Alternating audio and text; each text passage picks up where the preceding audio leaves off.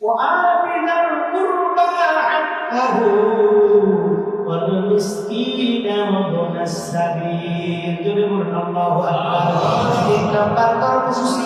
তিন নাম্বার কর্মসূচির মধ্যে আল্লাহ রাব্বুল আলামিন বলেন প্রত্যেক মানুষ যেন তার নিকটতম আত্মীয়র সাথে ভালো ব্যবহার করে, এতিম মিসকিনদের সাথে ভালো ব্যবহার করে। তাফসীরের মধ্যে এসেছে এই কথা আছে তার প্রতিবেশীর সাথেও যেন সে ভালো আচরণ করে, আত্মীয় স্বজনের সাথে, এতিম মিসকিন অসহায়দের সাথে, পথিকদের সাথে, প্রতিবেশীর সাথে যেন ভালো আচরণ করে।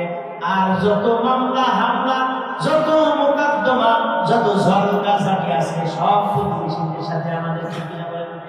হ্যাঁ, আপনার বাসা এক জায়গায়, আমার বাসা এক জায়গায়, আপনার বাড়ি এক জায়গায়, আমার বাড়ি এক জায়গায়, কিন্তু কোনো ঝগড়া নেই। এমনও আছে বছরকে বছর পার হয়ে যায়, পাশের ফেরাটাকে তাকে জানি না, ঠিক কিনা বলেন?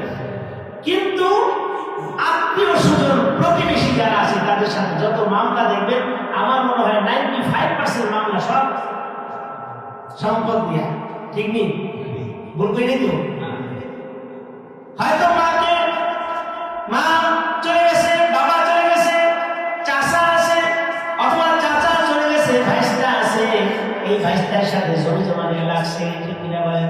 বাবা চলে গেছে, ছোট ভাইকে সম্পদে হক দিয়ে বাবার সম্পত্তি নিয়ে রাখছে, বোনকে নিয়ে বিবাহ দিয়েছে, বোন সম্পত্তির জন্য আসছে, বোনকে আগাই দিতেছে, এগুলো নেই তো।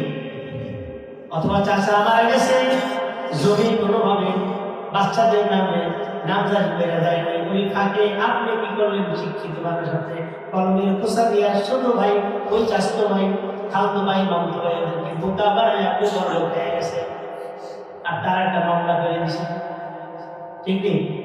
যত মামলা আমার মনে হয় 95% পারিবারিক মামলাগুলো এগুলি নেই। অথচ আত্মীয়তার হক এমন একটা জিনিস